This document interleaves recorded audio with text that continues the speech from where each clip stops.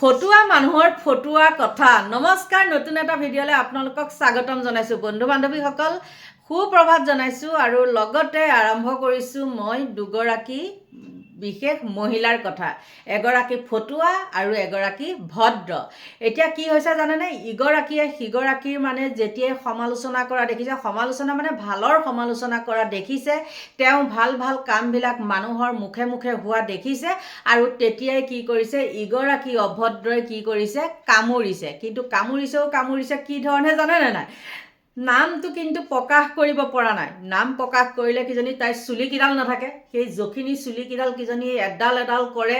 সেইকাৰণে কি কৰিছে, তেওঁ নাম প্ৰকাশ কৰা নাই। আৰু নাম প্ৰকাশ নকৰাৰ কাৰণে ময়ো বাৰু নামটো প্ৰকাশ নকৰাকেই কামখিনি কৰি যাওঁ, হয়নে নহয়? গতিকে হুলেহে হুল কাঢ়িব পাৰে, নহয়নে? ঠিক তেনেকৈ তাইকো আমি এৰি দিলে নহ'ব। তাই যিমানেই যি চিঞৰি নাথাকক, কিন্তু এটাই আচৰিত লাগে, তেহেঁতৰ ল'ৰা ছোৱালী বাৰু আছে বুলি কয় নহয়, ইবিলাকৰ কথাই। যিকেইটাতো লগত আছে সেই ল'ৰা ছোৱালীয়ে বাৰু সেইবিলাক কমেণ্ট নেদেখেনে বাৰু? লাজ নাপায়নে? আৰু তেনেকুৱা এজনীয়ে যদি এগৰাকী ভদ্ৰ মহিলাক নিজৰ স্বামীজনৰ স্বাৰ্থৰ কাৰণেহে এইবিলাক কাম কৰি আছে বুলি কয়, তেতিয়া বাৰু কেনেকুৱা লাগে আপোনালোকে নিজে ভাবকচোন। মোৰ ক্ষেত্ৰত যদি তেনেকৈ যদি নাম ল'লে হয়, মই কিন্তু চুলিকেইডাল উঘালি পেলালোঁ হয় এই জখিনীজনীক, গম পাইছেনে? আৰু তেনেকুৱা ৰেকৰ্ড মোৰ হাতত আছেও। একদম চুলি তুলি উঘালি শেষ কৰি দিলোঁ হয়, কি কথা ক'বলৈ আহিছ বুলি। কিন্তু দম নাই এজনীৰ নাম ক'বলৈ, আৰু নাম কোৱা হয়তো নিশ্চয় ধুলাই দিলে হয়। তথাপিও যিখিনি কৈছে সেইখিনি যে সেই বাইদেউগৰাকীকে কৈছে, একদম মানে সত্য কথা।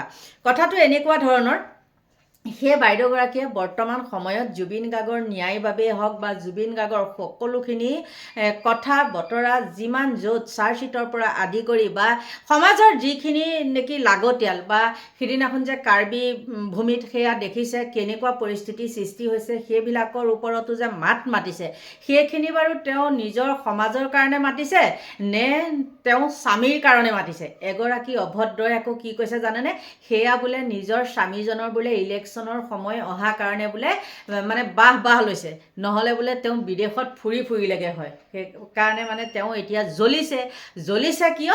সেই বাইদেউগৰাকীক যেতিয়াই মানুহে সমালোচনা কৰি দেখিছে, বাইদেউগৰাকীৰ কৰ্মকাণ্ড দেখিছে, কিমান টকা পাইছিলে সেই এটা সাক্ষাৎকাৰত, সেই সকলোখিনি টকা কেনেকৈ জুবিন গাৰ্গৰ ন্যাসৰ নামত তেওঁ কি কৰিছে, কি ফিক্স কৰি কি কৰিব, সকলোখিনি কথা মানে গভীৰভাৱে তেওঁ আলোচনা কৰি সকলো মানুহকে প্ৰেছ মিট যোগে জনাইছিলে।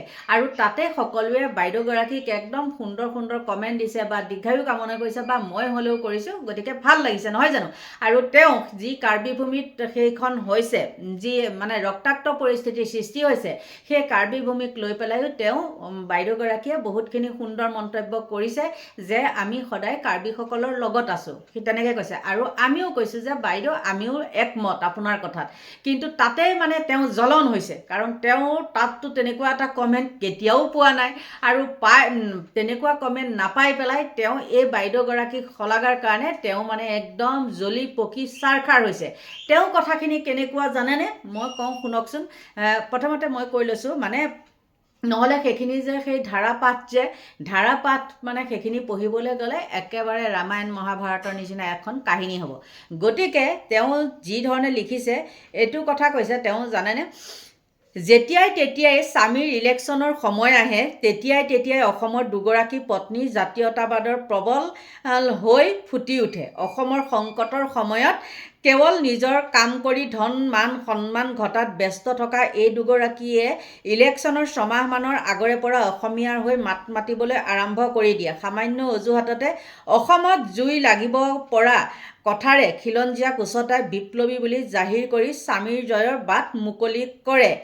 এই অভদ্ৰজনীক মই এতিয়া কৈছোঁ শুনকচোন। তেওঁ ঠিকে আছে বাৰু, বাইদেউগৰাকী নিজৰ স্বামীৰ কাৰণে মাত মাতিছে, একদম ভাল কথা। যদি বাইদেউগৰাকীয়ে স্বামীৰ কাৰণে হৈ পেলাই যদি এইখিনি ৰাইজৰ মাজত বাহ ল'বলৈ এইখিনি কাম কৰিছে, তেতিয়াহ'লেও সুন্দৰ কথা।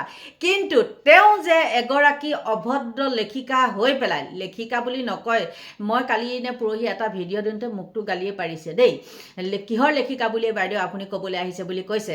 তেওঁক কৈছোঁ, তেওঁ যে একেবাৰে কংগ্ৰেছৰ দিনৰ পৰা আদি কৰি বদৰুদ্দিনৰ আদি কৰি সকলো যে মিয়া মানুহৰ পুকৰে পুকৰ চিলিকি পেলাই যে ঘূৰি ফুৰিছিলে, মুড়িৰ লাল পানীৰ মুড়ি খাই পেলাই ঘূৰি ফুৰিছিলে, মিয়াৰ কেঁচুৱাবিলাক কোচত লৈ পেলাই ফটো উঠাইছিলে, তেতিয়া তেওঁ কাৰ হৈ কাম কৰিছিলে? তেওঁ নিজৰ মতাটোৰ হৈ কাম কৰিছিলে, মানে মতাটোৰ হৈ কাম কৰিবলৈ গৈছিলে, তেওঁ নিজৰ স্বাৰ্থৰ খজুৱতি পূৰণ কৰিবৰ কাৰণে তেওঁ এইবিলাক কাম কৰিছিলে।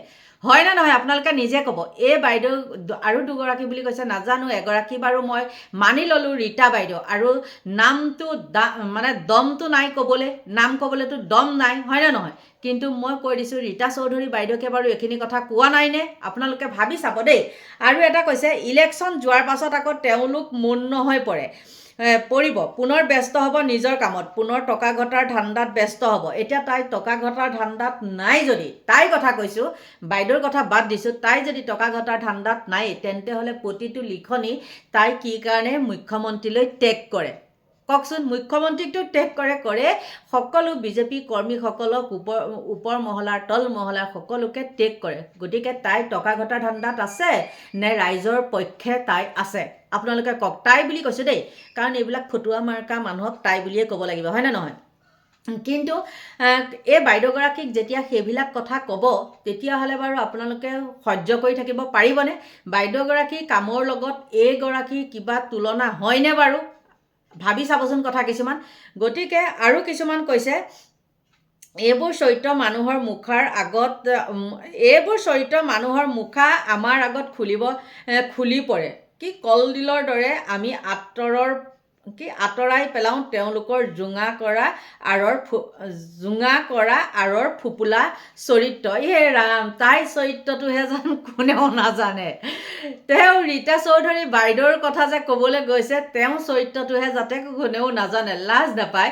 ৰীতা চৌধুৰী বাইদেউৰ লিখনিৰ কমেণ্ট চাব আৰু তাই তাত থকা কমেণ্ট চাব। তাই নিজকে কৈছোঁ, বা তোৰ ল'ৰা ছোৱালী বা তোৰ মানুহজন, ল'ৰা ছোৱালীক বাৰু টানিব নালাগে, তথাপিও সেই ল'ৰা ছোৱালীৰ মুখলৈ চাই পেলাই বাৰু লাজ নাপায়নে? সেই ল'ৰা ছোৱালীবিলাকে বা মাক দেউতাকেতো গম পায় বোলে, এইজনী দেখোন আমুকৰ মাক, এইজনী দেখোন কমেণ্টবিলাক দেখোন এনেকৈ আহে, ইয়াৰ মাকৰ কমেণ্ট এনেকৈ আহে। লাজ নাপায়? ইমান যে বেয়া কমেণ্ট দিয়ে, তথাপিও লাজ নাপায় নহয়নে? আৰু ৰীতা চৌধুৰী বাইদেউৰ সেইবিলাক কথা যে তেওঁ কৈছে, পাৰিবনে? ৰীতা চৌধুৰী বাইদেউৰ মানে কি ক'ম এতিয়া, ভৰিকেইটা ধুই পানীকণ খোৱাৰো তাই যোগ্য হয়নে?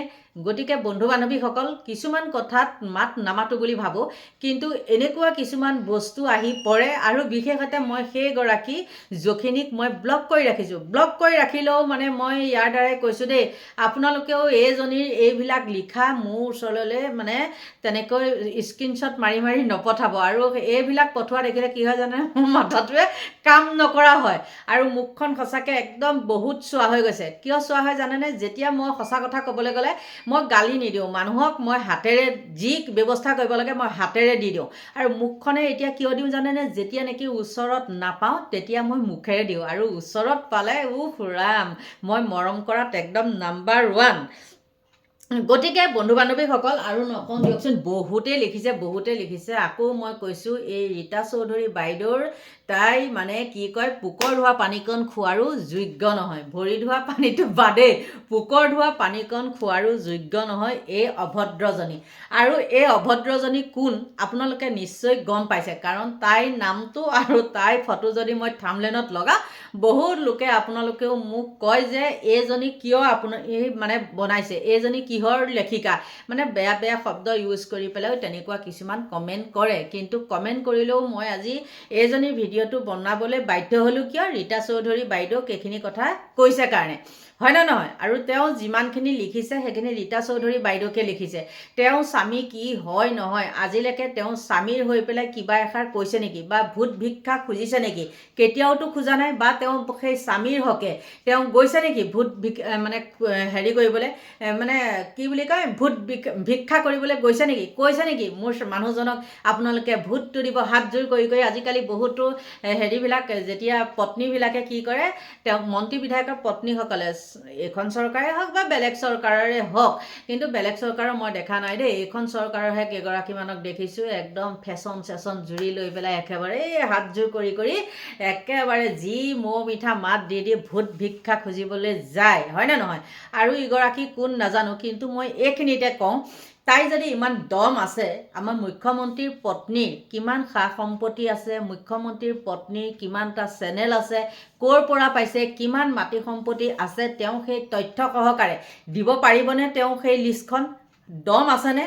কেতিয়াও দম নাই। কিয় জানেনে? তেওঁ এতিয়া সেইবিলাক দুদিনমানৰ পিছত সেয়া যে এই কাপোৰ কানি ধোৱা এই মুখ্যমন্ত্ৰীৰ পত্নীৰ কাপোৰ ধোৱা পানীখিনি চেপি পেলাইও খাবলৈ তেওঁ কুণ্ঠাবোধ নকৰিব। কাৰণ তেওঁ মিয়া ঘৰত গৈ পেলাই মিয়াৰ লুংগিৰ তলে তলে শুঙি তেওঁ কি কৰি ফুৰিছিলে আপোনালোকে দেখিলে। আৰু লাষ্টত বদনাম দিলে কি মিয়াই বোলে তেওঁক একেবাৰে ব্ৰহ্মপুত্ৰত ডুবাই মাৰিবলৈ বিচাৰিছিলে, সেইকাৰণেহে বোলে একদম এই মিয়া জাতিক মানে বিশ্বাস নকৰিবি। এসময়ত মিয়াৰ লুংগিৰ তলে তলে তেওঁ ঘূৰি ফুৰিলে শুঙি আৰু লাষ্টত মিয়াকে বদনাম দিলে। আৰু এতিয়া এসময়ত একেবাৰে মুখ্যমন্ত্ৰীক মুখ্যমন্ত্ৰী তেনেকৈ পেলাই হোৱাই নোহোৱাই গালি দিলে। আৰু এতিয়া মুখ্যমন্ত্ৰীক আকৌ প্ৰতিটো লিখনি টেগ কৰে। তাৰ মানে কি বাৰু? চেলেকিবলৈ নহয়নে? আৰু ইতিমধ্যে চেলেকিবলৈ পাইছে। আৰু মোক কৈছোঁ নহয়, কেইদিনমানৰ পিছত সেই কাপোৰ ধোৱা পানীখিনিও তেওঁ খাব। গতিকে বন্ধু বান্ধৱীসকল, আপোনালোকৰ পৰা লৈছোঁ বিদায়। Bye bye.